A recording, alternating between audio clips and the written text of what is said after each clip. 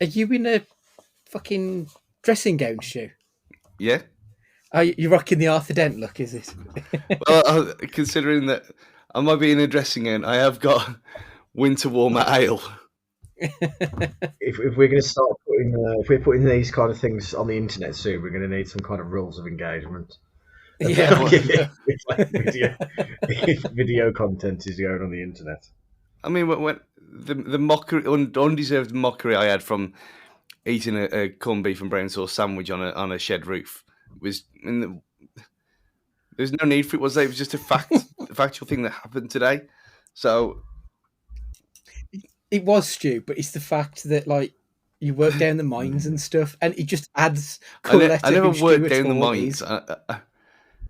I've been down the mines before. The Black Country Museum had the coal bags on my back and chucked them over my head. Didn't go down the mines.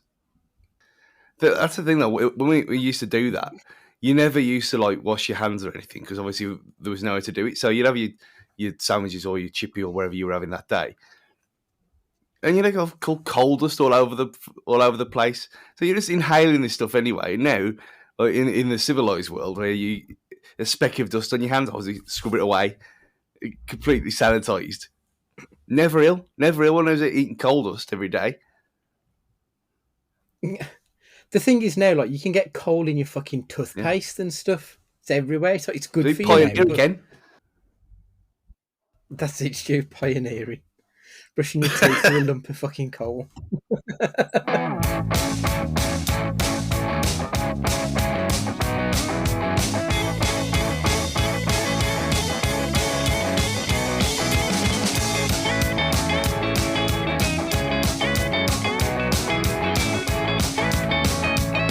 Hello and welcome to Cage Fighting. It's your main man, Andy Gillard here. Hope everyone's keeping well in this autumnal weather we're having. Hi everybody, Matt Guy here. Real hardcore fans are still wearing shorts. Yes, we are wearing shorts. Shorts till November is the rule, as we all know this. But just because we are in November doesn't mean you have to give up. You can still continue. You can play on through until it gets suboptimal levels of coldness, which at 6 degrees tonight is very pushing it quite a lot, but still out at work today with shorts on is the way to go. I think normally it's when it's got like icy rain. That's when you kind of think, like, reassess your life choices and think, nah, it's getting a bit silly now. But we haven't had that yet, so bring it on. And you need a bit of chill in the air when holidays are coming, so it all adds to it. I have a question, Stu. Now, I don't know your stance on this, but based on your stance on a lot of other things, I'm guessing you're a climate change denier. And would you say that the fact that we can wear our shorts into November is a proof that climate change exists?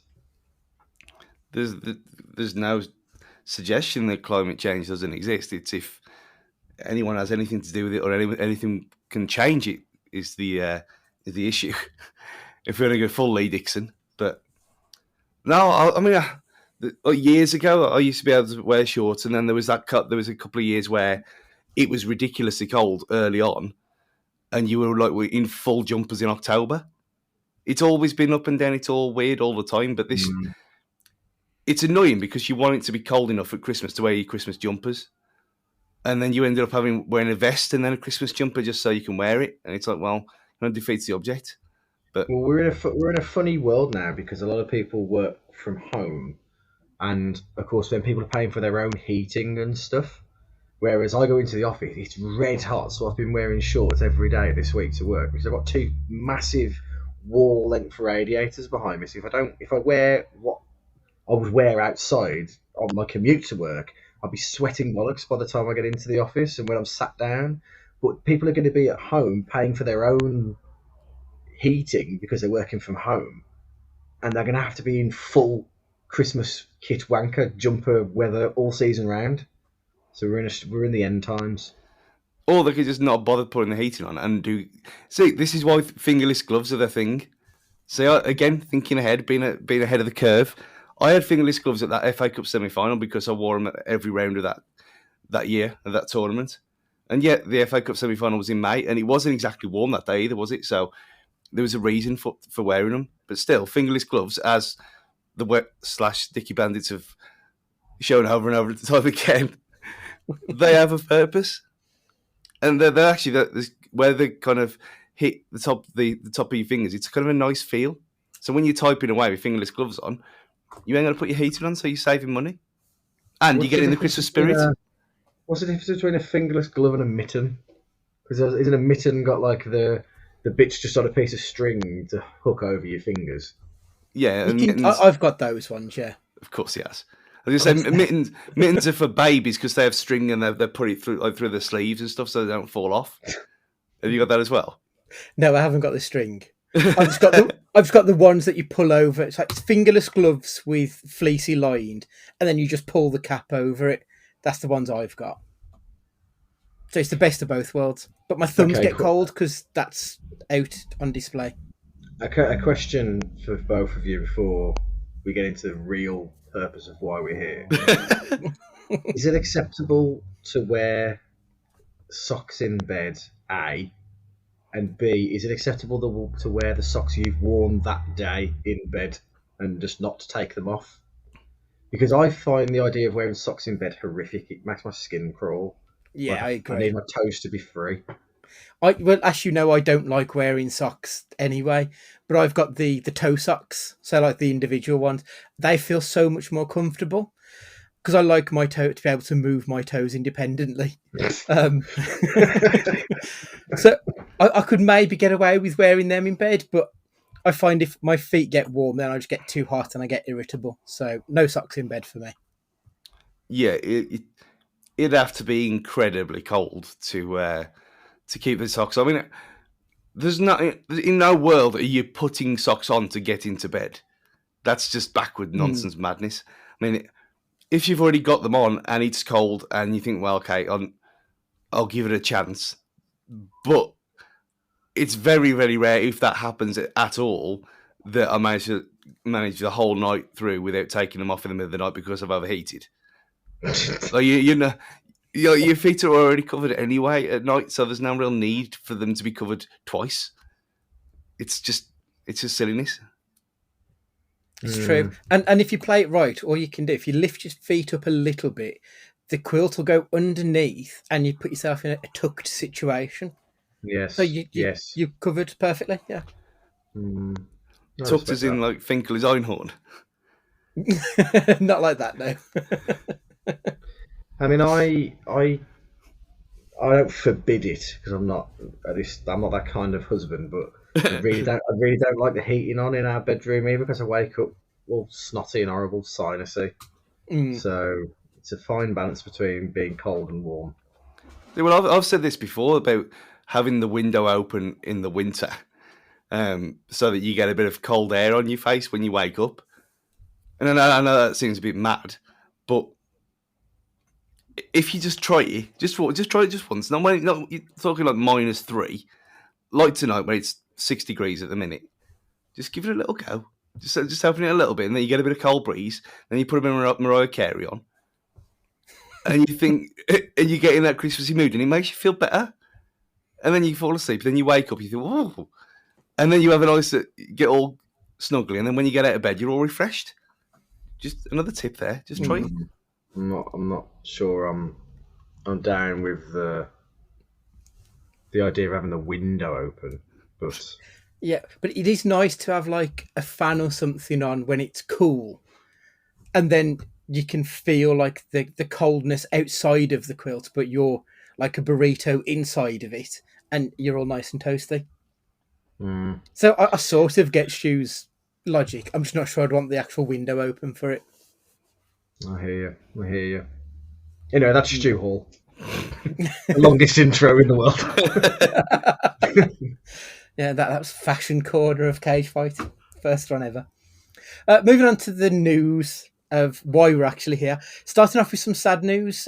It's probably sad to only a handful of people who listen to this podcast, but our local independent cinema, The Lighthouse, has closed its doors for the last time. It came about really quick. Like the news broke on Wednesday night that Thursday was going to be the last day of trading. Like, I'm kind of devastated having been going there for 15 plus years at this point. It feels like it was a part of the city and quite a big part of my journey of watching films, having done film studies at university in that very building. So our hearts go out massively to everyone involved with the lighthouse. It's devastating news. Moving on, I think we'll briefly touch on the MCU. It's oldish news now, but we've been a bit busy of late. Ryan Reynolds has confirmed that Deadpool 3 is on its way and Hugh Jackman will be returning as Wolverine. What do you think of this? I'm a little bit disappointed to see that Hugh Jackman is Wolverineing up once again. I know storyline wise it doesn't really matter, but he made an artistic choice which he's going back against. Feels a bit cheap. Matt, where are you standing on everything Deadpool and Wolverine?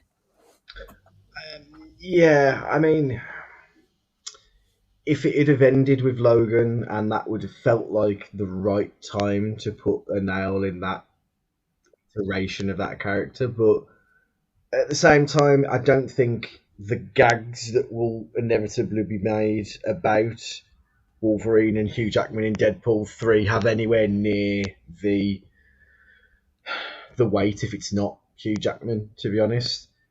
And that kind of gives him a pass, I think, as long as he's not involved in any more actual X-Men related MCU stuff. I think we can give him a pass because it's meta, isn't it, Deadpool? It's taking the piss out of that world, if anything. So I think it's just about okay for me. Stu, I'm guessing you're going to be all on board for this one. There was that similar kind of thought at first, though, amazingly. But the fact that Logan is so far in the future, even still, in the future of that X-Men universe, and it's the very last days of him, this is obviously going to be some kind of grabbing him from some point in the past. I mean, Days of Future Past. We don't know what period he's going to be pulled from. We obviously know it's not going to be the end days like Logan was.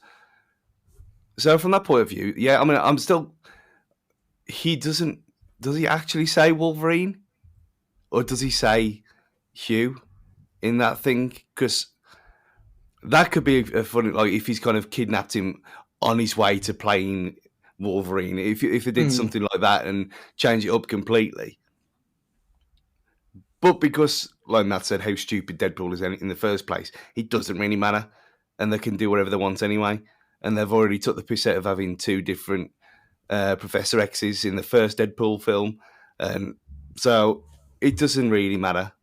It's canon, but it's not canon, is it? It's just a bit of fun. It's going to be a bit of a laugh. I don't think it takes away anything that Logan was, and the end of Logan, and how sad and upsetting that was, genuinely upsetting that was. That's not now tainted because he's doing a little skit from 20 years earlier in the timeline wise. Not for me anyway. That's fair. Onto a different kind of MCU now, the Mario Cinematic Universe. What did you think of the trailer? Like, a lot's been made about Chris Pratt's voice acting. We do hear a snippet of that. What do you think of the trailer? What do you think of Chris Pratt, Stu? Bring it on. Can't wait. Absolutely. I mean, it was a bit of let's be careful here because of how good Sonic was, which is, I mean, you say that even 5 years ago, you'd be having your head looked at. But both, maybe even the second one's better than the first, but at this point, I don't know. I haven't watched it again since. But them Sonic films are so good that this now has to live up to it. And with the people behind it, you're going to guess that it will. And I don't really have a problem with Chris Pratt. He seems like a nice enough guy. I mean, yeah, he's obviously got his own views on things, but he hasn't. So he seems harmless enough. You can't have a "it's a me" because that would have been having it for a whole film would have been ridiculous. So not really that much of a problem with it. He's got a tinge of an accent, but that's all you really need. At the end of the day, it's an animated cartoon game plumber. So it's not remaking Ben-Hur, is it? I mean, come on. Yeah. So I haven't really got a problem with him. It just looks really, really fun. And that's kind of what we need. So bring it on. Matt, how good does the animation of Bowser look? Like you can almost see Jack Black in the face of Bowser. I think it looks superb. The trailer for me has turned this film into I will see it to I will see it on day one. That's what the trailer's done because I've seen it anyway. Like I'm invested because of being a gamer over the last Yeah. 20 odd years. So I'd have seen it anyway. But the trailer was really excellent to get me hyped up for it and to get a flavour of that world. The whole accent thing is easily solved anyway by having him treat it like it was Mario 64 and he jumps through a painting into some kind of universe where he's Italian for Yeah. for 30 seconds. Do you know what I mean? Like if just to get a flavour of that or to cameo, the original voice actor of Mario, whatever. It's easily solvable. It's going to be really fun. I think even just from that trailer, it's going to be tongue-in-cheek comedy that some kids won't understand, which will be a good thing as a nod to the adults as well. So it's going to be brilliant. I really can't wait. I'm hoping, I've not, I was never massively into Sonic to growing up game wise, because I only had the Master System 2, and then I never had like a Sega Saturn or anything else that even played Sonic. So this is all it's got to do. Like it has Detective Pikachu to live up to, and because that's a class film as far as I'm concerned, but I'm confident that it will. Yeah, I like the scene where the forces of evil seem to be squaring up to a bunch of penguins, and they go hell for leather to try and beat them, and they just stood there because they're being hit by snowballs, and it looks really cutesy and funny for the kids, but it also looks like it's going to be silly enough and probably grown up enough that the adults are going to like it because of it being like a 40-plus-year-old franchise at this point. They've got to expect that there's going to be plenty of adults going as well as the children. So I do hope they get that balance right. And the trailer is very hopeful looking. So yeah, fingers crossed on that one. We're moving into the DCEU now. First off, the biggest news at the time of recording, and it's the biggest news we've had for quite some time within DC. Peter Safran and James Gunn have been handed the keys to the Fortress of Solitude. So Safran is going to be looking after the commercial aspects within DC on TV and what have you, and on the big screen. But Gunn is going to be taking the creative lead, and that's going to be on DC's films, their TV, and the animation output. So I expect this will give some kind of consistent shared universe across all of the different media that they'll be putting out there. Like, I don't know if I want it to be one particular streamlined world, because I quite like the fact that we get stories from here, there, and everywhere. Like, we've got the Batman universe, we've got the Joker, the animated universe is its own thing. We had the Arrowverse, and I quite like that we had different stories from everywhere. So I'm intrigued to see where this is going, but I don't know if I want a particularly streamlined world or just continue with the bit of everything that we've been getting. Matt, where do you stand on this appointment? I think if by having one person be the overseer of this world and it creates a consistency in kind of a target audience or an output, then I'm not against it.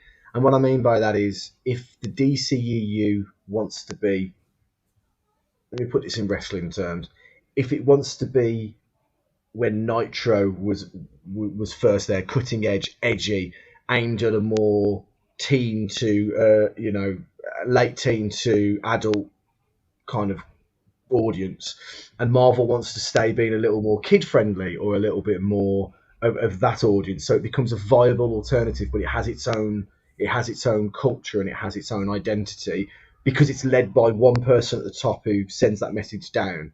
So when you look at kind of the more recent Gun stuff in relation to the Suicide Squad and Guardians of the Galaxy, Peacemaker, stuff along those lines, even going as far into the animated stuff with the Harley Quinn series, etc.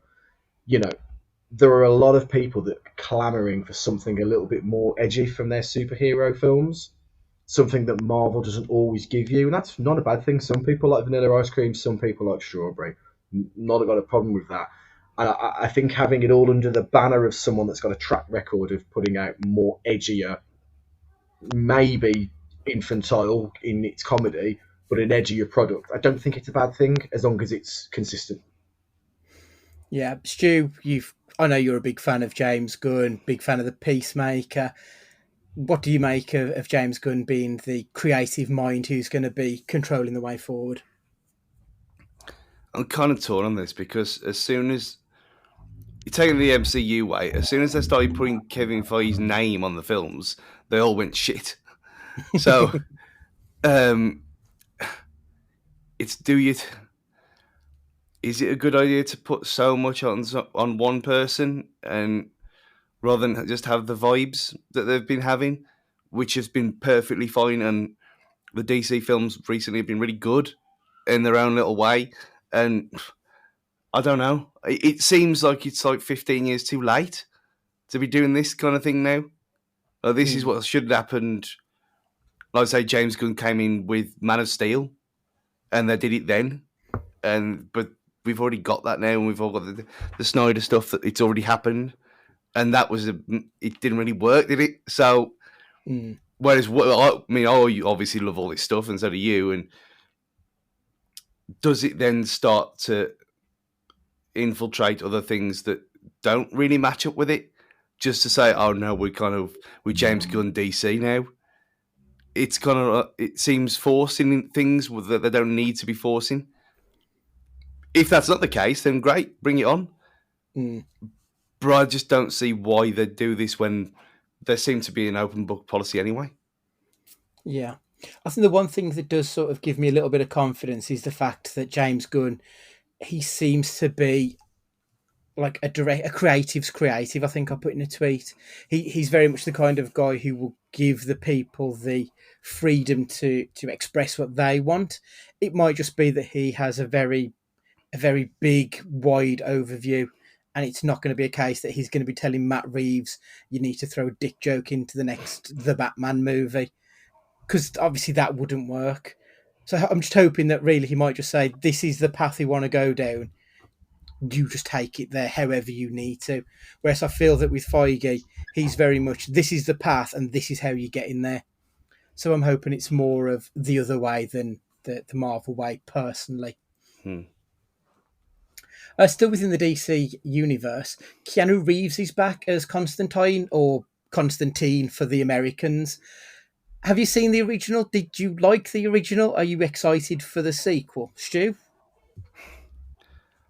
I thought it was all a bit strange when I saw it first time around. I mean, you're talking years and years ago at this point, and I probably haven't seen it for best part of a decade. But there's only one Constantine in it, and that's Matt Ryan. And why are we pissing about with all this? Why do we just do the real thing and just give him the job properly? And he's done a great job on the CW for the last 5 years or whatever it's been since he's been on there. He's Constantine. I know it's like the Keanu Reeves Renaissance. I just don't get why that film of all of them has to come back. It just seems a bit odd. Yeah, I mean, I like Hellblazer and all that, but I do see Matt Ryan as my Constantine. But yeah, I don't know.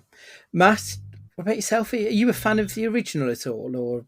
Yeah, I mean, oddly enough, some of my favourite films revolve, for someone who is a staunch atheist as myself, revolve around the religious side of the supernatural. So, one of my guilty pleasures film-wise is End of Days, with Arnie in. And I genuinely really like that film. And I know Spawn isn't quite religious, but there's elements of it there as well. And Constantine as well. I think it's. I mean, it's been a long time since I've seen it, but I'd definitely be up for more of that world. I don't think it's a story that's been explored to death. And you talk about Matt Ryan and his exploits in terms of the character, but apart from you neckbeards that watch everything, and if that, no matter how bad the budget and how shit it looks, Mm. us normal people haven't seen it, so we ain't bothered by Matt Ryan. So we only know Keanu Reeves, so it's not really of any concern. I think it'll be fine. Yeah, I think it's more. It's like, and as I said to you the other day, I generally don't care how a character is moved from, one medium to the other.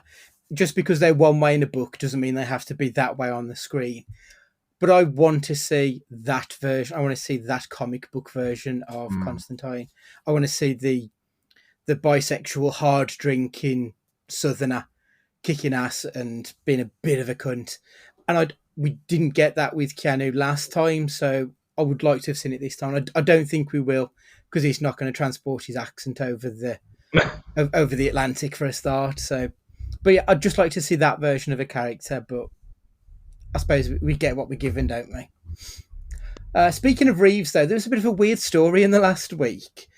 Matthew Perry, Chandler Bing, was taking shots at Keanu Reeves. So Matthew Perry's got his memoir autobiography thing coming out soon. He wrote, "Why is it that the original thinkers like River Phoenix and Heath Ledger die, but Keanu Reeves walks among us?" And then again said, "I punched a hole through Jennifer Aniston's dressing room wall when I found out that Chris Farley had died. Keanu Reeves walks among us." Like, is this the weirdest feud ever? And of all the people to have an issue with, like, I don't get why you hate Keanu Reeves. There was a time, like in the late 90s, early noughts, where he was a bit of a joke. Like, they used to say that he was a very wooden actor, but that's very much not who Keanu Reeves is anymore. I don't get what the joke is, if I'm being perfectly honest. I can only assume that at the point, and let's not forget the actors in Friends were getting paid $1 million an episode in that last series, so it's not like they were loose change. But maybe there's an element of jealousy that Perry never made it on the big screen in any way, shape, or form. Really, I don't think. I mean, he's a troubled man, and I don't mean troubled in like he's a bit weird. Like on the Friends reunion episode not that long ago, you could see that he's like a broken person. And as much as I want to be like outraged and up in arms and going, "What a prick he is," I genuinely feel an element of pity about him, to be honest, because he just looks like he's just everything about the negatives of famous Hollywood life or be in the public eye seems to have gotten to him. And then there was the stuff that come out about how he was in love with Jennifer Aniston and she's rejected him and all this kind of stuff. He just looks like it's uncomfortable to see anything about him in the public media at the minute. There's a certain darkness to it all, isn't that? And not in a fun way, I don't think.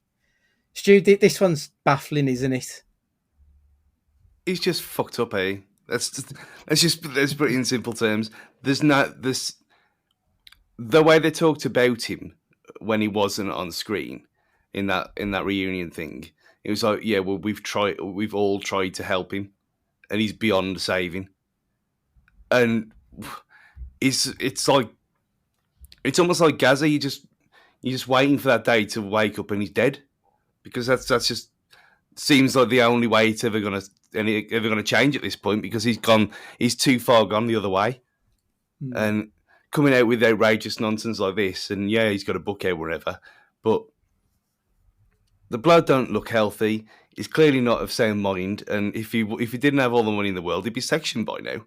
So it's you know what I mean. He's just one of these where whatever happened to him, if it was substance abuse or whatever, he's just lost, and there doesn't seem to be any way back for him. And doing all this stuff and fueling the fire, and I think it was good that not a lot of people, media places, picked up on it too much, and he didn't get that much attention because you just thought, "I'll just leave him alone, just ignore him, and he'll go away, and maybe he'll learn that way." But at this point, you kind of don't think that he will, and it's just going to end one way with him because, obviously, tragic and terrible and sad as it is, he's just beyond help. Yeah, it is. There's a certain sadness to the whole situation. He has walked those comments back, saying he doesn't have any issue with Keanu Reeves now, but just such a weird thing to put out there in the first place. Finally, the last bit of news within the DCEU, it's sort of tangential, but the most beautiful man in the world, Henry Cavill, has confirmed he's back full time in the blue and red of Superman. But he will not be pulling on the grey and black of Geralt, I believe it's pronounced, in season 4 of The Witcher. That's going to be taken over by one of the lesser Hemsworths in Liam. Apparently, the studio wanted someone who with experience of being second choice. Apparently, what it was Cavill is a big nerd and he loves The Witcher, and he was constantly butting heads with the showrunners because they were taking the character in a different direction to what he wanted to. So apparently, he's the one who steps away, and they've been replaced with Liam. I've not seen the series. I've got to be honest. I've heard fairly good things about it. Do you respect Henry Cavill for stepping away, for having this clash within his vision for the character, or should he be sucking it up and doing what the directors are telling him? What do you think? He's, like you said, he plays D&D and he paints little figures. He very much is. If he didn't look like he did, he'd still be a virgin, wouldn't he? I mean, yeah. It's outstanding how he's like the poster boy for all of us. But I do love The Witcher. I think it's superb. The whole how the episodes come out at a time was a bit annoying to start with, but then you kind of get used to it and you can figure out a running order that's in proper sequence and whatever, so you ain't going jumping all over the place. Should have come out like that in the first place, but still. But the character of Geralt himself, compared to the game, is pretty close to start with. Obviously, I haven't read the Polish books that it's based on, but I'm guessing that Henry Cavill has, because why wouldn't he? So to have the balls to do that, and the fact that he said he'd play it forever anyway in the first place, good. I mean, it's better to walk away from something like this than put in a lackluster performance because you don't believe in it. Mm-hmm. It's much better doing it that way than just carrying on for it for the money and because you said so years ago. So yeah, I mean, full respect to him for doing it. It's just I can't see his replace. It's ain't like Spartacus where the guy was dying and they had to be replaced, but that ended up working out better because the replacement ended up being better than the original. But I can't see anyone else stepping up like he did. Not in this role anyway. It's going to be a bit too strange a jump unless something miraculous happens. Yeah. Matt, are you a fan of The Witcher and the Witcher universe in general, or is this not on your radar? I've only played the one game, and I've watched 1 3/4 series of it. It's fine. It's fine as a show. I wanted it to be more Monster Hunter than it is. Okay. And it's not quite that, unfortunately. And in a time when, at the time of that, there was so much going on, something had to give, and it was Witcher. So it's not of major consequence to me now. But I respect the gesture of what he's done, and for someone to have a bit of, not take the dollar in view of his values is something that should always be applauded, I think. Yeah, absolutely. Right, so that is the news for this week. Matthew, have we had any listener questions in?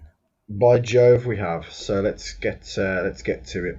So Todd wants to know: you are in charge of recasting the role of Ash in the Evil Dead series. Who do you cast, Stu?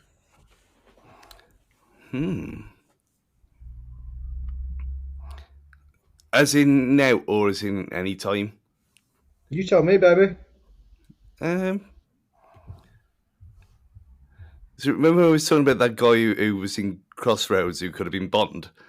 You're not about Simon Shepherd again, is it, Stu? No, not Sir Simon Shepherd, no. Although Simon, well, no, that'd be too wrong. This is one of them where you kind of can't quite believe it's even possible to recast Ash. as anyone, if any, in any kind of reboot. But Idris Elba, why not? He could do everything else. Until he's cast as someone, he's going to be cast as everyone, basically. Yeah, that's it. Andy, what about yourself? I hate to say Chris Pratt, but it kind of feels like it needs to be someone who's kind of handsome, but a bit quirky as well, because that's the perfect Bruce Campbellness of it. Like, no one brings that swagger quite like Bruce Campbell. And I feel like a Chris Pratt type, but probably not Chris Pratt. Maybe like a young Ben Affleck would have been a good choice. Someone who's like quite conventionally good looking and was very cocksure of himself. I think could have played that role quite well. Like a Chasing Amy aged Ben Affleck, I think would have done a really good job on it. You know who you're describing there is Jensen Ackles. Yeah, Jensen Ackles. Yeah, he would have been excellent. Yeah. Very good.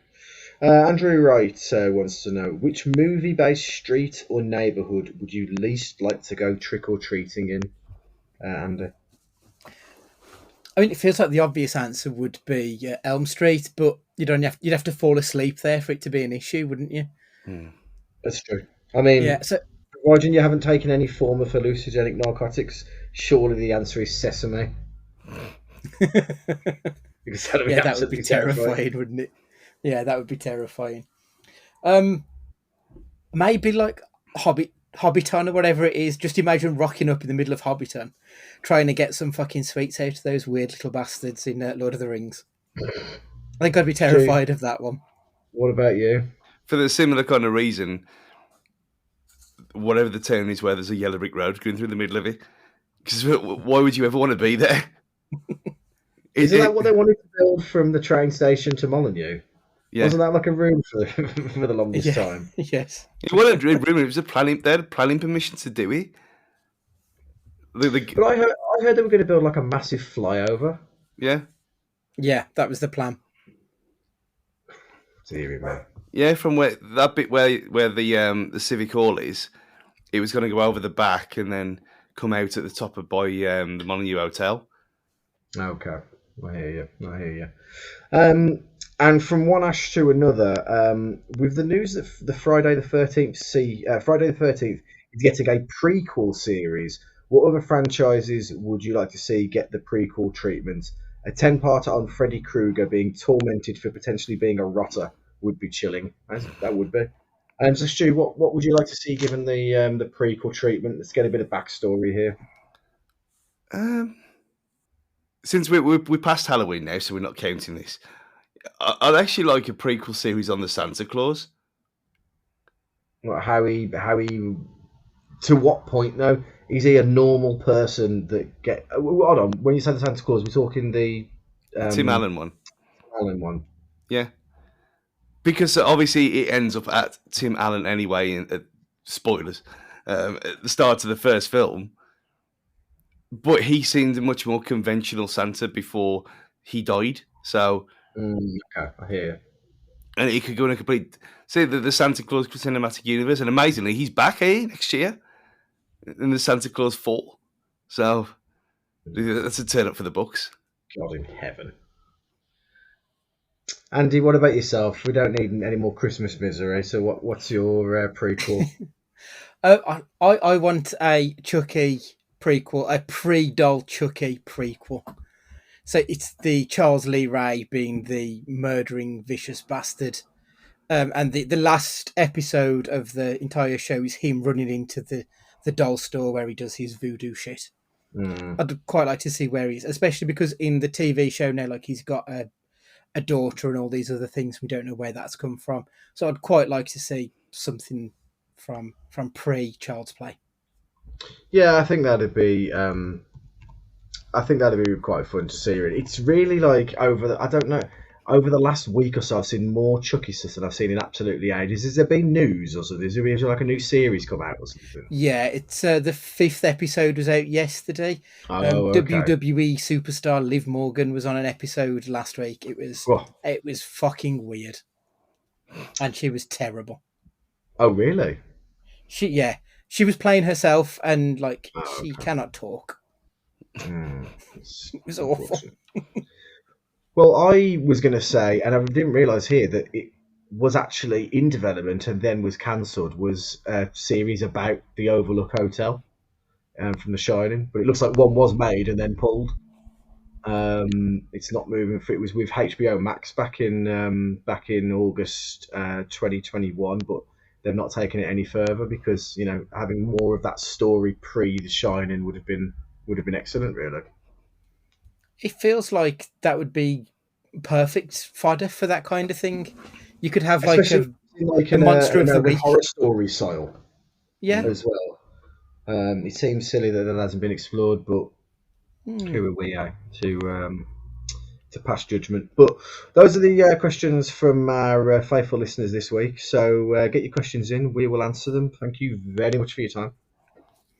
Wonderful, thank you.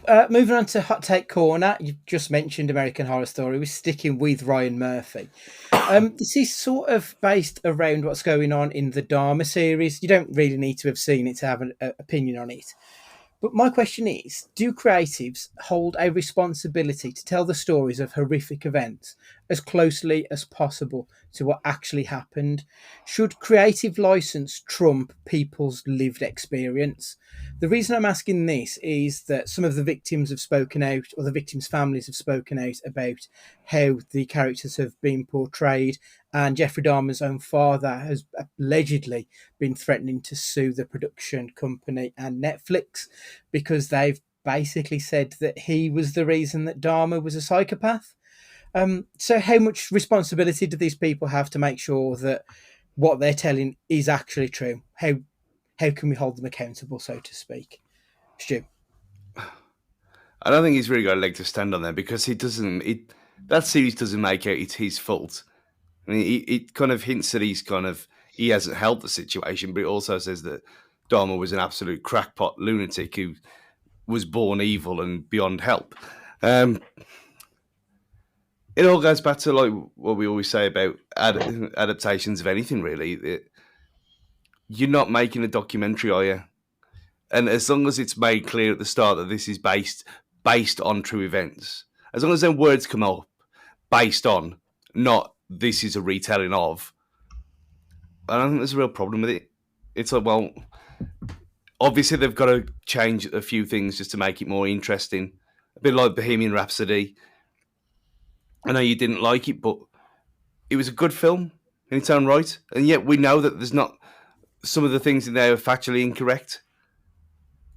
But Bromo was part of the consultation process in the first place. So what do? Do you go completely mad and go, oh, well, this is based on it and we've got to change everything? Or just like little tweaks here and there?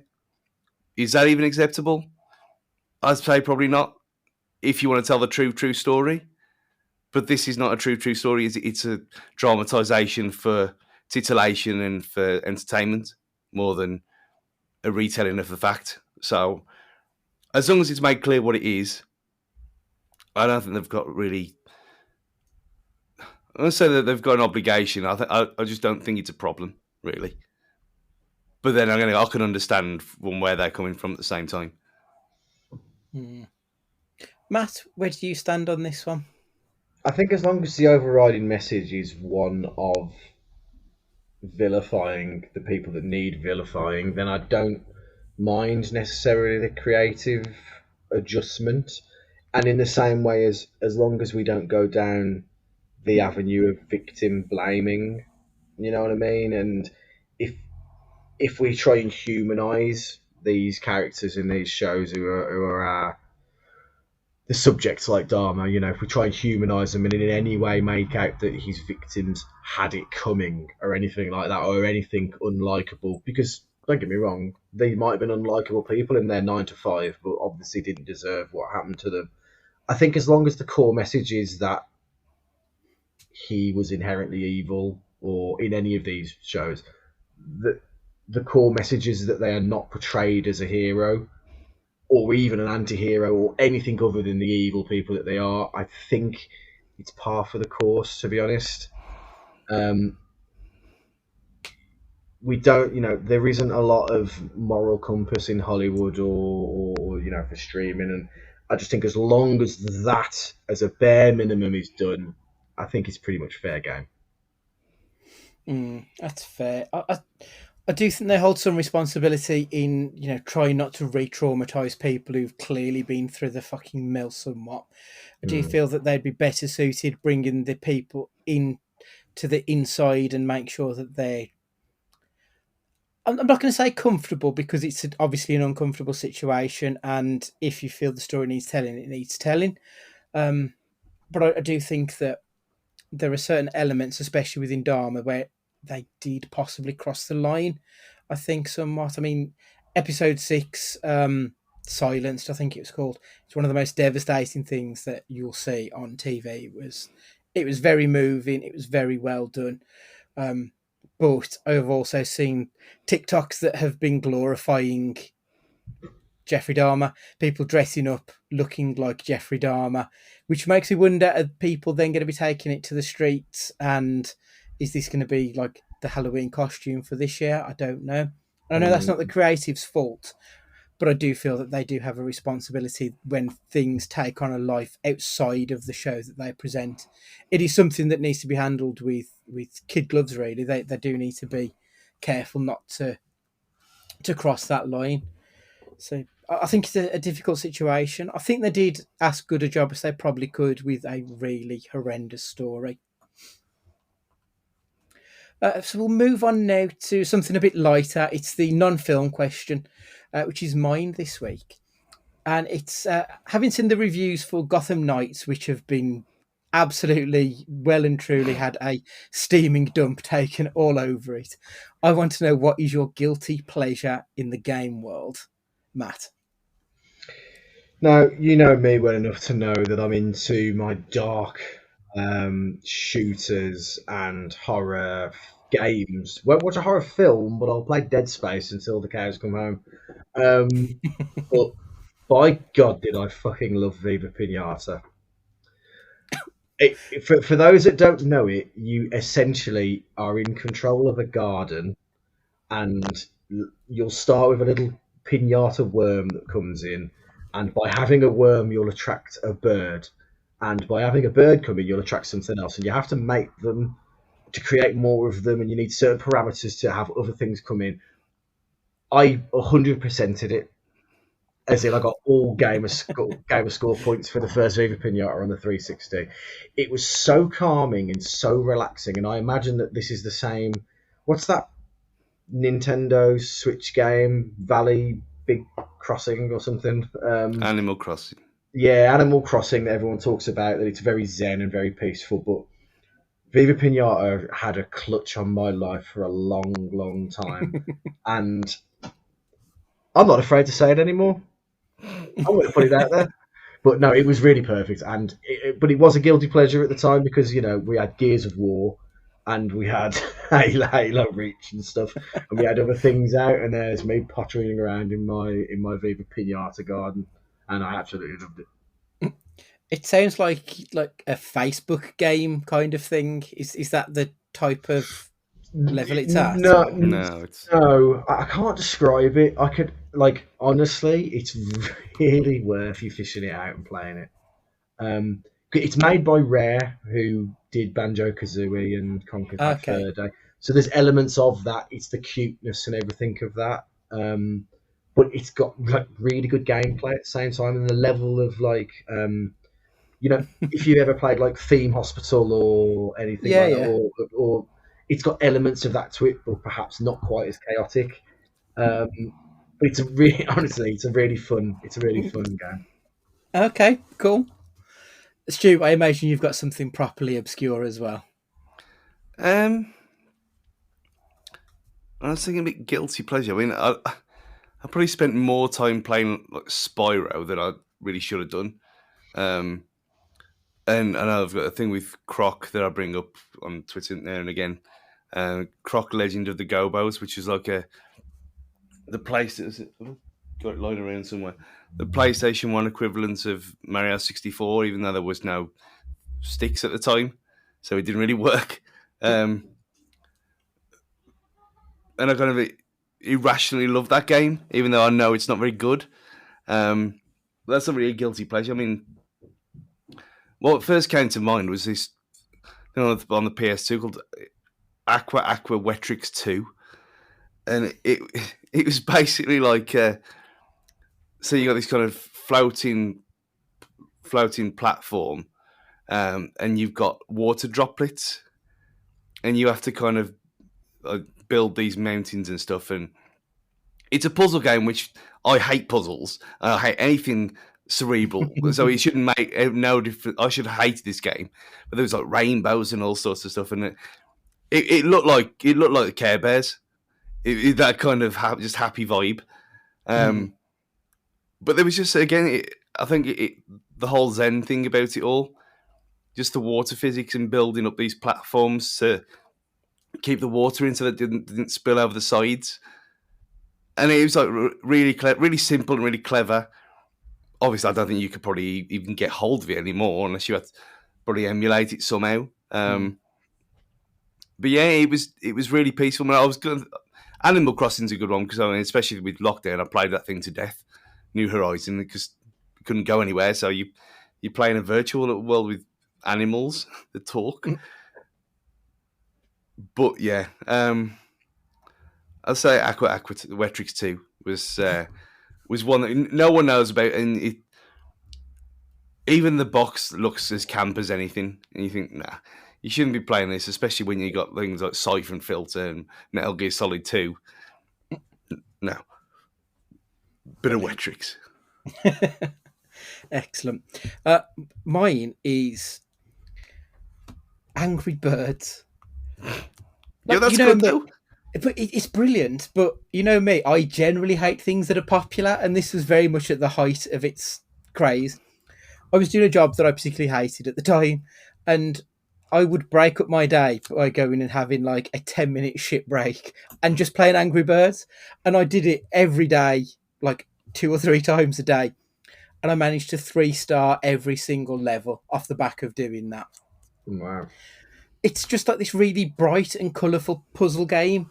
And really, it's fluff. There's absolutely no depth to it or anything at all. And I absolutely love Angry Birds. I think it's such a fantastic game. It feels like it was the first proper game that was available on a smartphone. I know there were games before, but nothing ever quite captured the zeitgeist or even the medium quite like Angry Birds did. And I think it took on this whole other life. I mean, obviously, we've had, 2-3 films since. It spawned God knows how many other versions of the game. Their own versions which have been based in the Star Wars universe, or they've had cheap knockoff versions of it as well. I think it's fantastic. Yeah, but it's not something that I would generally go for. Like, I'm currently playing cryptic crosswords on my phone. I'm not really an Angry Birds kind of a person, but it got me, and I absolutely loved it, and I just got just so obsessed with fucking 3-star in everything. You're playing cryptic crosswords with your little mittens on, aren't you? Not yet. I don't know where my mittens are, to be fair. I do need to find them out. Tweed jacket mittens, cryptic crossword. I mean, talking about Angry Birds, it has gone like having second win with it now because Corey's suddenly discovered it, and obviously a 5-year-old playing that game, and you think they really shouldn't be able to, but obviously they can. But then you go through Angry Birds 2, Bad Piggies, and all the spin-offs, and then you watch the series and that's on Netflix, as well as the 2 films. It's just genius. The whole thing is genius, and it all just works. And it is, like I said, it is fluff, but again, there's nothing wrong with that. Yeah, absolutely. Right, next question. What have you been watching lately? Stu, kick us off. Well, the complete opposite of fluff is All Quiet on the Western Front, which is...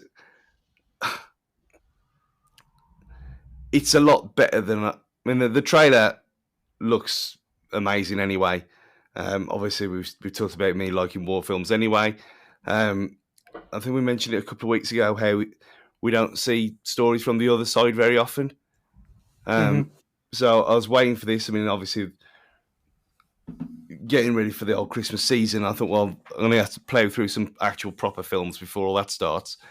And then it just appeared, and it was there. So I thought, well, I'm going to have to watch it. And yeah, did not disappoint one bit. I thought it was absolutely superb. Again, subtitles versus dubbed, you choose, you decide. No judgment there. But for me, it was subtitles because that's my preference. But it doesn't detract from it. And if anything, it makes it kind of more claustrophobic because your attention is took away from what's happening briefly because you're reading, which makes it even more tense. And I know you ain't gonna watch it, Andy, because it's a war film, but still, Yeah. It's for what it is. I thought it was great, and obviously I started Sandman later than everyone else I know, and I enjoyed that so far. And Black Adam, very good, enjoyable. I don't really know what I expected it to be, anything else, but it was just a great old time had by all. Yeah. But yeah, if you want something serious before Christmas and the World Cup starts, All Quiet on the Western Front is a very, very good film. Superb. That's one thing we didn't actually mention in the news. Sandman has been confirmed as having a season 2 now. I don't know why it's taken them so long to confirm it, because when it was out, it was like the number one streaming show in the world, like for months, but yeah, they finally confirmed it. I'm delighted with that news. It deserves a second and hopefully a third season, because there's plenty of stories to tell from that world. Matt, are you happy with Sandman season 2, by the way, Matt? Yeah, for sure. I mean, there's a lot more of that story to tell, and what they have told so far, for how weird and wonderful that world is, or worlds, and how quickly the stories themselves jump from one to the other without giving you all the answers and finalising certain stories. I think the Netflix adaptations did a really good job. Yeah. Really good way of condensing it down into these not short stories, but you don't get the luxury and time to be able to explain a lot of the stuff as you do in the audio book or the books themselves. So I think they did an excellent job. What I've watched, I've finally got round to House of Dragons, and I'm on the last episode now. So I've got the last episode to watch. All of the things that put me off it ended up being its strengths, believe it or not. I didn't need to see a dragon to have enjoyed this show. If there wasn't a single dragon until the last episode, it would have been absolutely fine, because it's actually the politics and all that kind of stuff that's been the most interesting thing about this show. I don't know if that's because I've watched The Crown in between Game of Thrones and this, but actually all the politics side of it was really well done. And the evolution of the characters. Evolution? That's right. No, it's evolution is the Americanism, isn't it? The way that basically how the characters have grown, and how I'm constantly second guessing what their motives are, and all the while there hasn't been one single massive battle scene or anything like that, but I've still been hooked and engaged. It's been brilliant. I've really enjoyed it, and I hope the last episode hints from what's happened at the end of the penultimate episode that there will be some form of fighting or what have you in it, but I wouldn't even mind if the last bit of it is just the build up to what will eventually be season 2 of it. I think it's been excellent. I really, really think it's been great. I started the Wrexham documentary, which is the stories of the fans are much more entertaining than the story of your two Hollywood megastars anyway. And the fact that it leans into that a bit more as the episodes go on has been entertaining. And I don't know why I stopped in the first place, but I'm now back on track with The Boys, and I'm nearly at the end of the latest series of that, and that's just been excellent as well. So a lesson learned here is just find the time. I just need to find the time to watch the things I enjoy, because when I have sat down and just had a bit of me time to enjoy it, the shows I've been watching really have been great. Oh, superb. I know what you mean about finding the time, because like we'd said on when we did our TV episode a few weeks back, it's so difficult to fit in all the things that you love. And like just looking at my current spreadsheet with everything I'm watching, and like I'm 5 episodes behind of American Horror Story. already, and it's only been out like 3 weeks because they're putting 2 episodes out a week. And yeah, I think when you find something you love, then it really makes the effort worthwhile, doesn't it? Regarding myself, I watched Black Adam as well. I did not expect to walk out of the cinema having seen a film about American imperialism. Like this is fucking insane. I had a really good time with it. There are some issues with the film. It's not perfect. It falls apart in the third act, like every single superhero film does. And I don't think they explained the Justice Society very well. But as someone who knows that world very well, I was perfectly fine with it. And I didn't need an explanation. I wonder if others may do, though, if I'm being kind of honest there. I watched the Banshees of Inisherin, which is perfect. Like, absolutely perfection. It was such an incredible film. I did not expect Colin Farrell to be in one of my favourite films of 2022, let alone being two of them. And it was excellent. I fully recommend everyone needs to go and see this film. It's a very low-key movie, but it will be banging on the door at the Oscars next year. It was phenomenal. It's very rare that a film sits with you quite as much as that did. I thought it was a wonderful movie. You know, Chris said exactly the same thing on the Soccer Neophytes podcast this week, that he'd been to see it. And he said exactly the same thing about Colin Farrell as well, that you don't expect it from him, even though we should have no reason to doubt him anymore. But he said it almost word for word exactly what he just said. So that's from a view from across the pond as well, and equally as much love going everywhere for it. Yeah, it was superb, absolutely superb. Clerks 3, finally saw it after it not getting a wide release in the UK. Loved it. It was exactly what I wanted it to be and more than what I was expecting. There was a real heart to it that I didn't think was going to be there. I know Kevin Smith's quite good at doing that, but he also likes a lot of dick jokes as well. So I didn't think it would have quite the emotional impact it did, and it did bring the journey full circle. So I thought it was wonderful. And I watched Barbarian. It was brilliant. It was fucking off the wall bonkers, a little bit scary. Justin Long was wonderful and played a grade A dickhead in it. He was really good. And when Bill Skarsgård asks Georgina Campbell, what do I look like? Some kind of monster, when in the back of your head you know that he's Pennywise the clown. I loved it. It was excellent. It's another film I'd recommend to everyone, was Barbarian. It was excellent. Do you want to mention the Jodie Whittaker's final episode of Doctor Who? Have you seen it now, Stu? Yeah, I've watched it now, yeah. Okay. What did you think? I thought it was a nice way for it to go out, and in a way, I kind of wanted more then. I thought, no, it's almost like Tennant's "I don't want to go" speech. And it's like, yeah, you've been fucked over all in the last 2 years of this. That actually you are really good, and you've never been the problem, which we've said on here anyway. Yeah. The whole Yaz lesbian attraction thing was all a bit odd. It came out of nowhere, didn't it? That was the issue. There was no basis to it. Tick boxing nonsense. We don't need it. It never needed that part of it anyway. Yeah, if there was a storyline reason, not a storyline reason, because gay people exist. They don't need a storyline. Like if the seeds were sown before, it just felt like it was such a left turn out of nowhere, and it wasn't her character for like a year and a half of her run. And then all of a sudden, oh, I'm gay. It just didn't sit right within the remit of the story they told.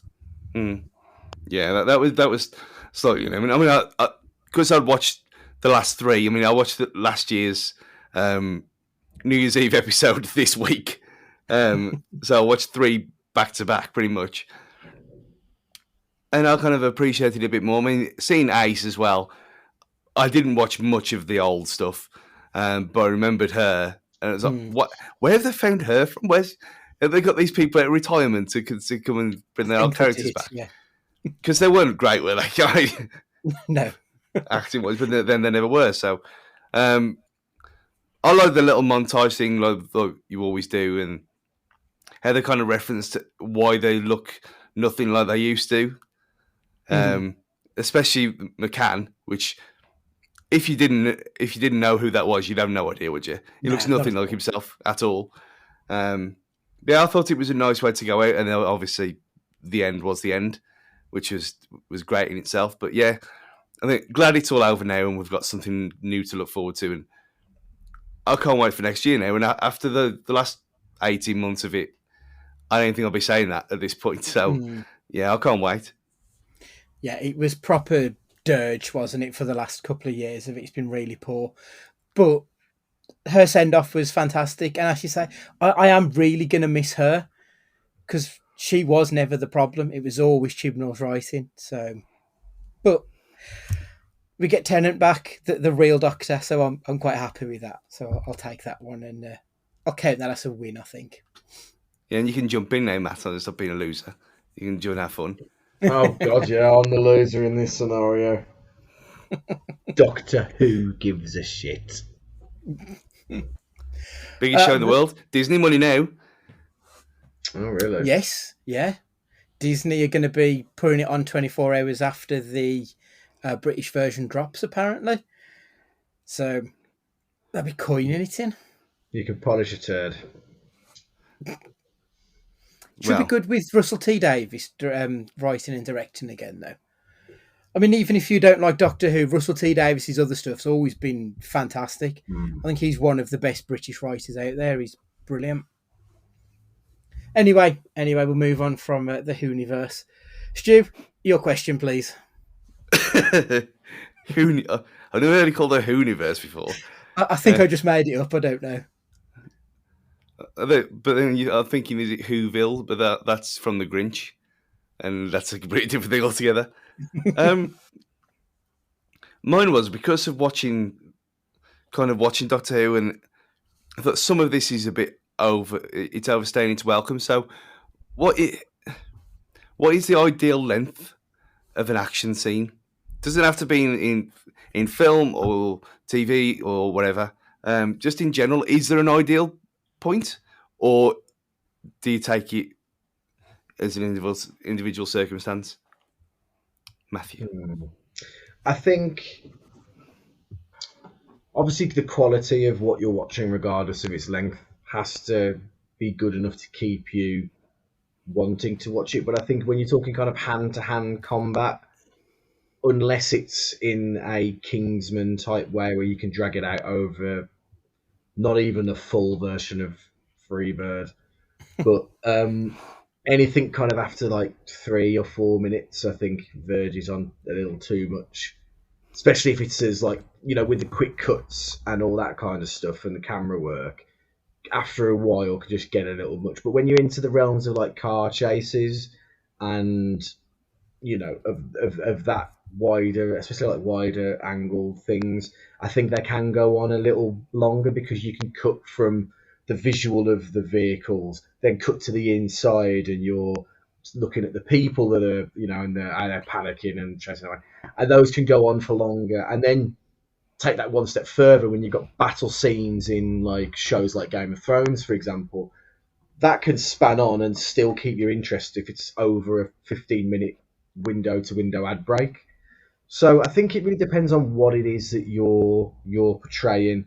But as a hard and fast rule, if it's like a one-on-one, hand-to-hand combat, nothing more than kind of 3 or 4 minutes for me personally. Yeah, I very much agree with that. I think when it's a proper actual fight, swords, fists, whatever it may be, there's no story being told realistically there. The story is very much the end of that fight with whoever walks away from it. So you're not driving the plot on by having the action. It's basically just exposition. Realistically, there's nothing of any real substance to it. So like, I would liken it to something like, and I might get crucified for this, but From Dusk Till Dawn, it's really good until the action starts, and then nothing happens after that point because it is just action. So we get half an hour-ish of a story, and then about 50 minutes of just non-stop action. And that's when it gets a little bit boring. You need to balance it out. Like Matt pointed out, you could quite easily have a battle scene that went on for a whole episode of Game of Thrones, as long as they would cut away and there was a bit of plot going on alongside it. You need to find that right balance between the two, and I don't think like something like From Dusk Till Dawn was anywhere near it. It was plot driven for the first part, and then it was just action driven for the second, and there was no meat, there was no weight or substance to that second half of the film. I've never been a massive fan of that movie, even though I like most of the parts within it. I just felt it was a little bit poor. But a good action sequence, you want it short, you want it snappy, you want the quick edits, probably not too many, but you want that frenetic energy that comes with it. So I think you can get that done really well in the space of a 2.5 minute to 3 minute sequence. If it's action in terms of a rooftop chase or a car chase, that's a little bit different. You can drag that out a little bit more because there's stuff going on in between the running parts. But as a general rule, yeah, if it's just mano v mano, I don't want any more than 3 minutes in a single sequence, to be perfectly honest. And even that's probably pushing it. It would need to be really well edited to a song, I think, if you're going to go that long. Yeah, I had 3 minutes as well, and it was very much like you look at the difference between the one shot in Daredevil in the corridor. How long's that? It doesn't seem that long, but it seems long enough because it's amazing. Yet we had years and years of Arrowverse stuff where as soon as it got to a fight sequence, it'd be really bad CG anyway, so it'd all automatically look terrible. But it'd be check your phone time, and you're just waiting for it to be over. And that went on for it was almost like Power Rangers in the end. That's why I'm so far behind on it all, because it just turned into a farce. And I think that is what it is. I think you ground it in reality as well, and make it make sense, and it works better. Whereas if you go on and on, people just get bored of it. It's a bit like Transformers, where everything's exploding all over the place. It might be stupid, but it's entertaining. But then you watch similar kind of length of CG action in Justice League with the flying little bat things, wherever they are, and it was awful. It was rubbish. There was no jeopardy. There was no nothing, was there? And you think, oh, this is just going on and on and on. So I think that there is the rule of realism as well as entertainment. But I think 3 minutes is probably the consensus for hand-to-hand combat, which is pretty much exactly what I wrote down in the first place. Which is shocking revelation that we'd all agree. Yeah. I think a big thing is when it's one CG monster versus another CG monster. I don't want any more than 5 seconds, if I'm being perfectly honest. Because you're right, there is no jeopardy, because it's two things that don't exist, so it's kind of boring. But yeah. Anyway, I'm up next. I want to know, what is the most overrated film in the IMDb top 25? And does the director of that film have another film that doesn't get the respect that it deserves? I'll quickly give you the top 25. So we've got Shawshank, Godfather, The Dark Knight, Godfather Part 2, 12 Angry Men, Schindler's List, Lord of the Rings 3, Pulp Fiction, Lord of the Rings 1, Good, the Bad and the Ugly, Forrest Gump, Fight Club, Inception, Lord of the Rings 2, Episode 5, The Matrix, Goodfellas, One Flew Over the Cuckoo's Nest, 7, Seven Samurai, It's a Wonderful Life, Silence of the Lambs, City of God, Saving Private Ryan, and Life is Beautiful. That makes up the top 25 movies in the top 250 list on IMDb. Matt, which is the most overrated film of that bunch? Now, I want to say Schindler's List. However, I haven't seen it for that long. I'm a very different person to the person that saw it like a decade ago, who thought it was a lot of pretentious bollocks. to be perfectly honest with you. So I might, under different circumstances, I might see it differently. But I didn't get a lot from it when I saw it the first time, and I don't think I'll get a lot from it now. So I won't go that, because the answer there, unfortunately, as I think it's a great film, is Saving Private Ryan. Now, it's Saving Private Ryan because its action sequences are better in its spiritual successor in Band of Brothers.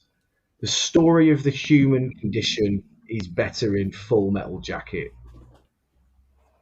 There are just other films do all of its elements better than Saving Private Ryan. As soon as you take the D-Day landing section out of Saving Private Ryan, it becomes a very average film, unfortunately. I love the film, don't get me wrong, but as a take that first 15 minutes out, it's not spectacular. And it's a shame, because that first 15 minutes are some of the best you'll see in war film history, but the rest of the film doesn't get to the heights that that first 15 minutes give you. So unfortunately, I think Saving Private Ryan is very revisionist in its history, that people only think of the first kind of 15 minutes of it, where the rest of it I don't think is fantastic. It's good, but it's not fantastic, unfortunately. And I think that's what's underrated.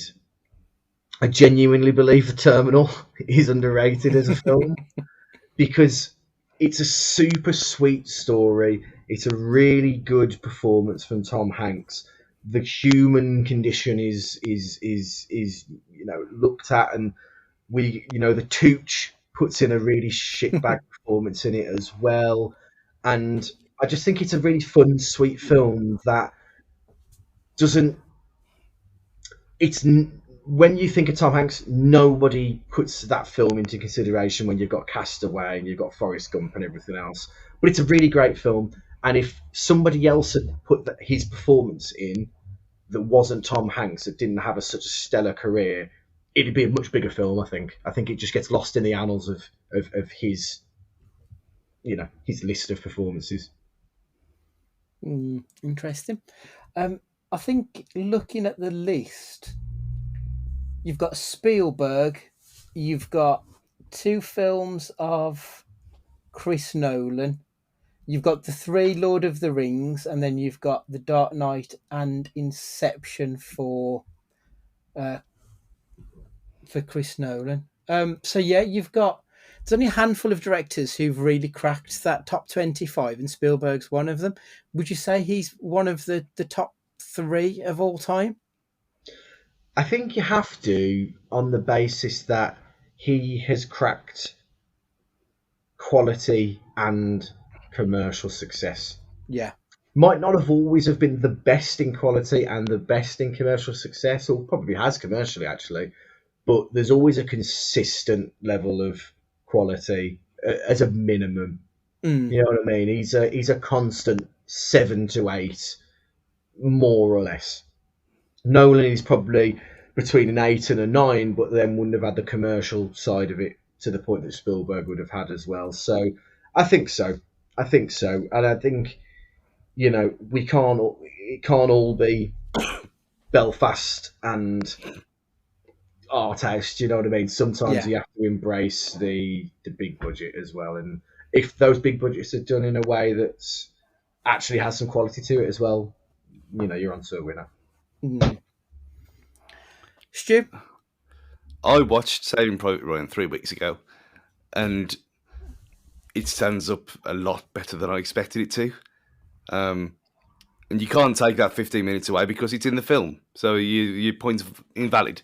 Yeah, because the real answer is obviously Forrest Gump, because it's shit. It's the most overrated part of Bollocks. Just because he's special, yeah. And it was the mid-90s, and it was a bit different. This film is not very good. It's not very good. I've given it. It's fine. It's very fine. I don't understand why it's so high on everyone's list of top films ever. Just because he's a bit different. So there's no argument. I've never actually met anyone in person who loves this film so much that it's in their top 5 films of all time. No one ever. Just don't understand it. Yeah, well, see, this is what happens. I just don't. And you look at Robert Zemeckis' list, and Flight is on there. No one ever talks about Flight. It's a brilliant film. And I remember I went to watch. That was one of the first films I ever watched on my own because no one fancied it. And I was like, oh well, who's in that? And I was like, oh well, Denzel Washington. And I was like, oh, I don't like Denzel Washington. Well, that's another one that he doesn't get the respect that he deserves. Obviously, the Cheadle's in it as well, so you got that part of it. But yeah, Flight is a really, really good film for what it is, and it's infinitely better than Forrest Gump. It just is. It's a fact. Argue your case. I don't need to argue with. I don't need to argue with buffoons. I won't lower myself to that. You know, not only do the critics, but the people disagree with you, Stu, and that's more than enough for me. Yeah, I mean, Forrest Gump wasn't going to be my answer, but I do agree with Stu. I do think it's massively overrated. Yes. It's so fucking mawkish. Like, it's proper saccharine bollocks. It's just fine, and I feel that there's a lot of issues surrounding Benjamin Buford, is it? Bubba.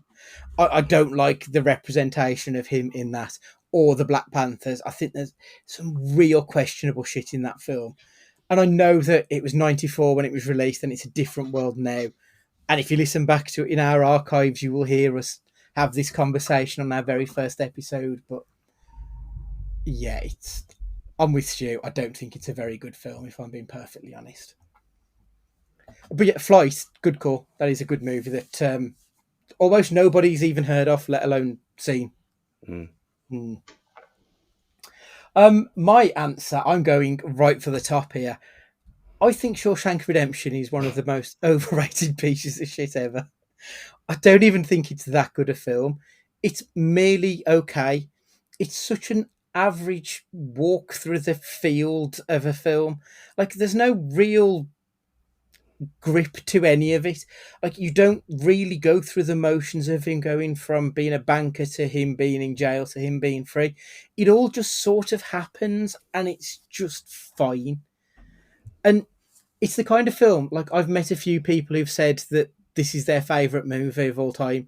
And I immediately know we're never going to have another conversation about film, because you've got nothing to say about film if this is your favourite movie. It's the safest choice. And the fact that it's sat on there at 9.2, which is, I mean, it's the same as The Godfather, but there must be more people who voted for it, is an absolute disgrace.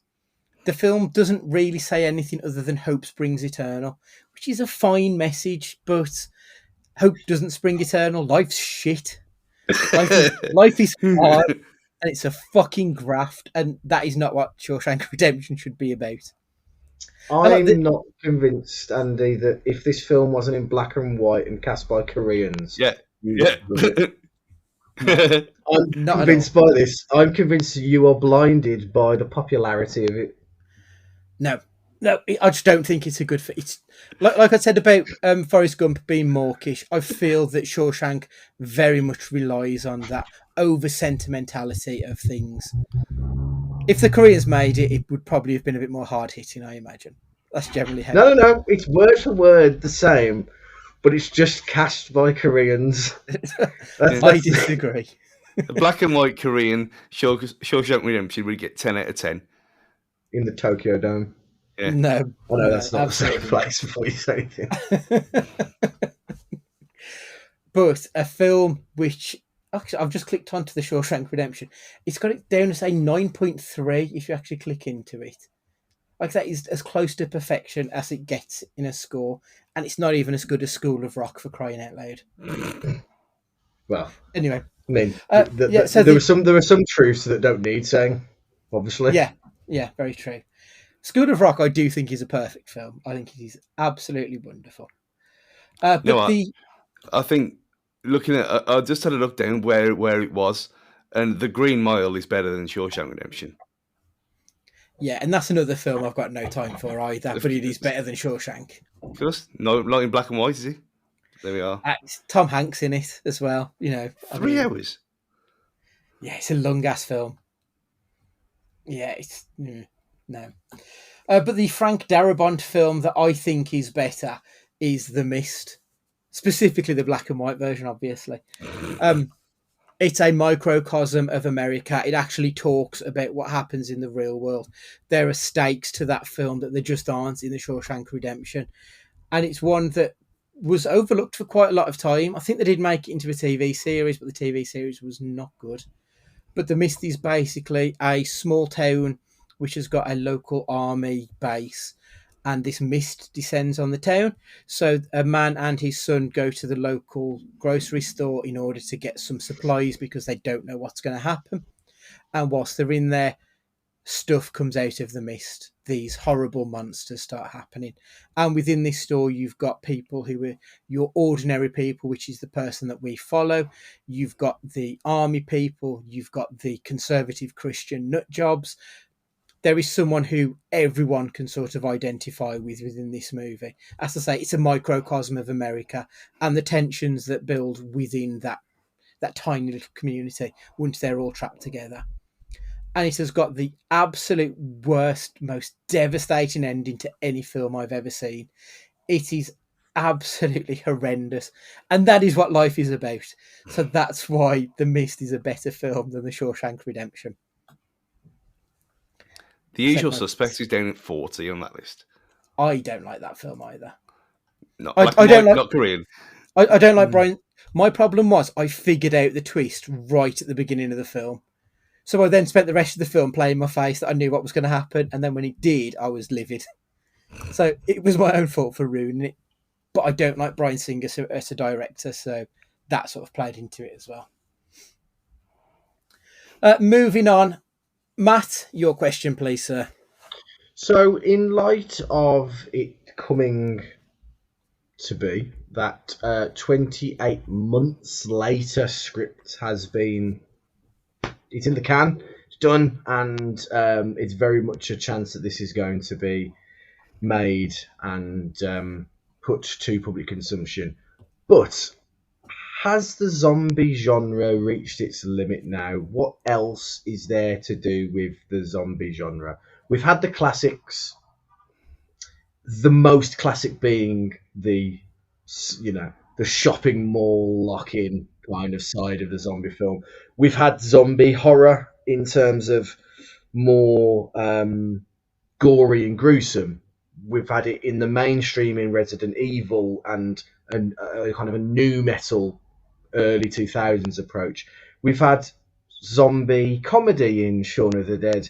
We've had zombie romance as well in those kind of thing, those kind of movies as well, and a teen kind of stuff. But I very much feel that zombies are out of fashion at the moment, and I think we might have reached the edge after when Walking Dead finally finishes, which has felt like the living, I very much feel like the undead after as Walking Dead has gone on so long. Have we reached the end of the zombie phenomena, and what else can be dragged out of that genre, Andy? As sad as I am to agree with you, because I do love zombie films, it does kind of feel like we've hit a bit of a dead end. I was trying to think of kinds like genre of film that we haven't seen. I thought musicals. Have we seen a zombie musical? Like, yeah. We've seen Anna and the Apocalypse. That's a zombie Christmas musical. It's wonderful. Have we seen period dramas? Yeah, we've seen Pride and Prejudice and Zombies. So, like, where else is there to go? We've got the comedy. We've got the really rough stuff. We've got the lighter horror stuff for kids. It feels like we've kind of run out of road at the moment with zombies, and it's time to have a break and maybe pick a new type of monster in order to pick up the reins for the next decade or so. And I think The Walking Dead has done a fantastic job with it because, like, is it in its 13th year? I think possibly 12th, 13th year, because obviously this season has been extended and extended. and it's really flogged a dead horse, to be perfectly honest, for a Well, The large part Walking of it. Dead for the longest time became less about the zombies and more the world that those zombies inherited. It Yeah, was less about the survival. The walkers were just extras just there. for Yeah. the longest time. Um, and you're exactly right. I don't know where we go with this now. I kind of feel like I don't think you're ever going to jump the shark in something like zombies because it's not real. That he says. Mm. Um, there's no, it's like Twilight. No one can really be angry at Twilight because vampires don't exist, so they can be whatever they want to be for whoever they want to be. However, I think the zombie side of things now, it's run its course a little bit. Because I was thinking, like, could you do a gangster film, for example, with zombies? Probably not, because zombies don't have any agency. They're Mm, literally just mindless things that stumble around. And I know that fucking Zack Snyder's tried to do that with the Army of the Dead nonsense by having a sentient zombie, but that was bollocks. And I don't want to see any more of that nonsense. So, yeah, it makes me really sad to say, but I mm, don't think there's anything new that we can see. I'm not saying that there's not other fun films and other good takes of what we've seen. I just don't feel like there's going to be a lot new. But that said, I am really excited about the next Evil Dead film that's going to be coming yeah. out soon. So yeah, So, Stu, wave your magic wands. Do zombies have to go? Because actually, maybe because it's in terms of time, it's still so quick. But I'm amazed we haven't already had a huge influx of pandemic-y related films in a post-COVID world. I know because we're still living through COVID in certain aspects, but you'd think actually the two would go hand in hand in terms of actually um, getting interest in the zombie genre whilst also having it as part of like a pandemic related storyline. So is that the way you go with it, or does it not need revitalizing? Is it better to leave it where it is? I think because we already had, was it Contagion? Was that what it was called? Mm, mm. Which was pretty much exactly what happened to everyone. I think that's kind of nailed it now. You can't do any more. The answer's kind of happening in January, where you actually go with science and what is actually real, and that is The Last of Us, and that the reason why the clickers and let's not get too much into it. The creatures in that series / game, for argument's sake, just talk about the series, which is the same thing. They evolve because a real life fungus that you can look up on which is where they got the inspiration for the game from, cordyceps, is a thing that takes over ants and zombifies them. mm, That's a real thing. So the whole premise was, what if it can jump species like mad cow disease did? So maybe this is how they do it. Maybe you go down Mm. science, fact / fiction, and do it that way, and have mm, an actual like in the first series of the Walking Dead, where you go to the CDC and you think, well, we're going to find out what actually happened, and you never do. And I know that's not the point of the show, but still, that was really interesting when they were going down that route. You think, well, yeah, how it did was. all this or how did all this happen? What started it all? We've never really got that. So maybe the science fictiony route is the way to go, because we've already, like you said, we've gone through everything else. Mm. So using the jump species model, maybe that's all that's left. I mean, my And answer what originally was musical, because, well, obviously why not? But now that it's already been happened, I'm quite sad. And I've never seen it. well, to be It's fair though, perfect for you because down it's the Christmas. true. Down the science route, especially in light of what we've all been through over the last 3 years, it's probably more terrifying than anything for the genre in terms of actually there's an element of it being potentially real. So Mhm. yeah, you're probably right. It's probably the way to go with it. Yeah, But there we go. super. Right, quiz time. I bought a book, Ultimate Millennials Movie Quiz Book. Oh, fuck. Wowzers. It was like 50 pence on Amazon. So let's see if it's actually any good. In order to answer, I need you to shout out your name and then you can give me the answer. Okay? So Matt, you say Matt, Stu say you say Stu. Yep. Mhm. Okay. Cool. Right. Okay. Each question is worth a different amount of points. So here we go. Right. First question. Macaulay Culkin appeared as Kevin McAllister in which film? Stu, Helmano. That's 1 point for Stu. 2 points for the next question. Leonardo, Donatello, Raphael, Michelangelo made up which. Teenage Mutant Ninja Turtles. That's 2-1 to Matt. Stu to get back in it. What song is played during the famous pottery scene in Ghost? Oh, it's the Righteous Brothers, isn't it? Stu, Righteous Brothers. Oh,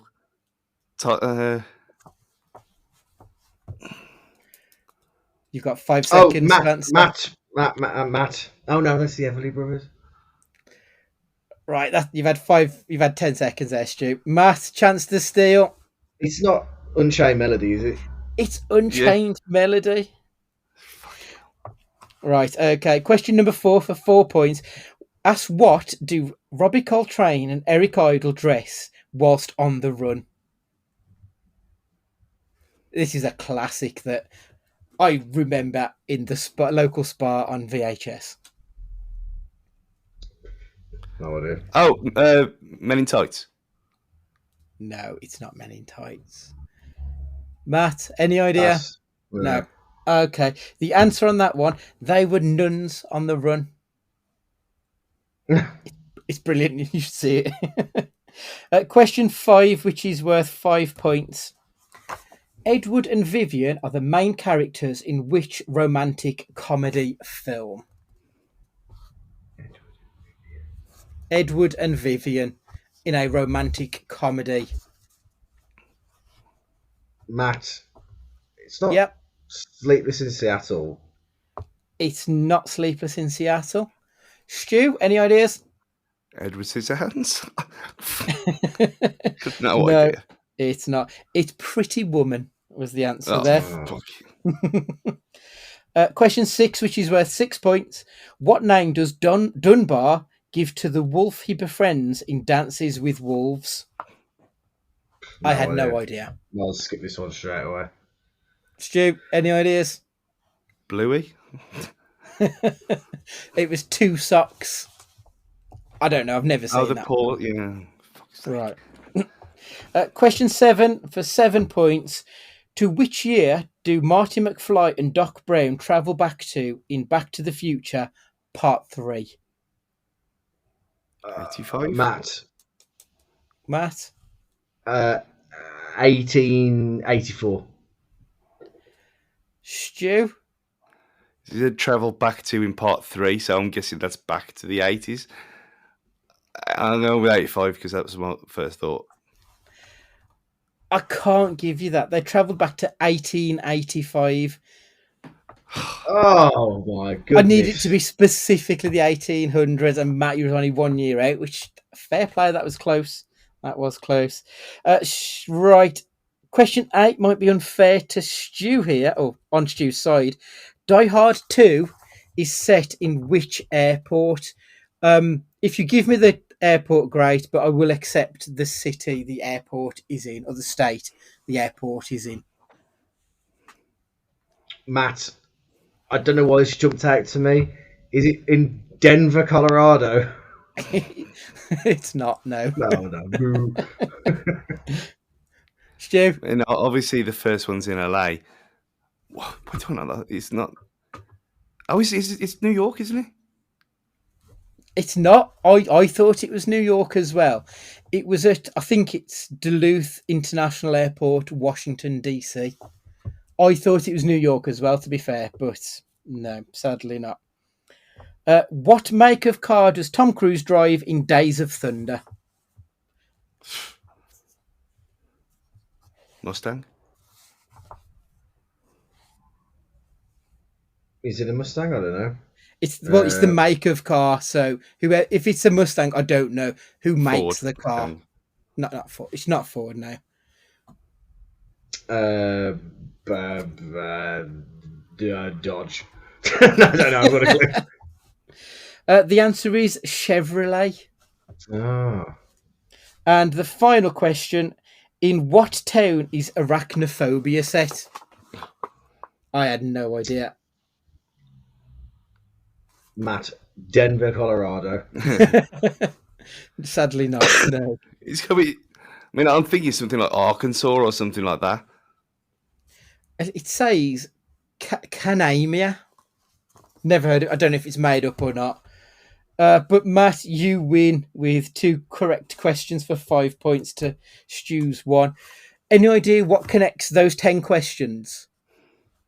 So you're Ooh. looking at Home Alone, Teenage Mutant Ninja Turtles, Ghost, Nuns on the Run, Pretty Woman, Dances with Wolves, Back to the Future 3, Die Hard 2, Days of Thunder, and Arachnophobia. What links those films? Are they all the same in the same year? 1990. Yeah, that's it. They were all 1990. Yeah. There you go. That's a good quiz. Lovely. And we've got another 150. 157. May I make a slight suggestion for next time? Yeah. Go hardest through to easiest. Yeah. I think I was halfway through and I thought, I don't know any of these fucking answers. I've done it the wrong way around. But yeah, we'll do that in future. Right. Next week is a picture pod. You know, I was thinking the other day, it's been a long time since we've watched a really, really shit Nick Cage film. Like one we probably hate. And next week we're watching Xander Lee. So I look forward to your wrath over that film. It's not even on justwatch.com to see where it's streaming. So you will probably need to employ the dark arts to find this one. I do have a copy if you need it. Yeah, you're probably going to hate it. Like, properly going to hate it. But yeah, if you can find it to watch or download or whatever, please do, and then join us and be angry as well. But yeah, make sure you've got us on whatever podcatcher you're listening to, and if you could leave us a review, we would love you forever. And also just tell your friends what we do if they enjoy films too. They may enjoy what we do. So for this week, Matt, would you like to say goodbye? Take it easy, everybody. Have a good week. Check in on your pals and don't wear your socks to bed, you weirdos. Stu, would you like to say goodbye? Not everything has to be Korean or black and white. Goodbye. It's goodbye from me, and remember, be excellent to each other.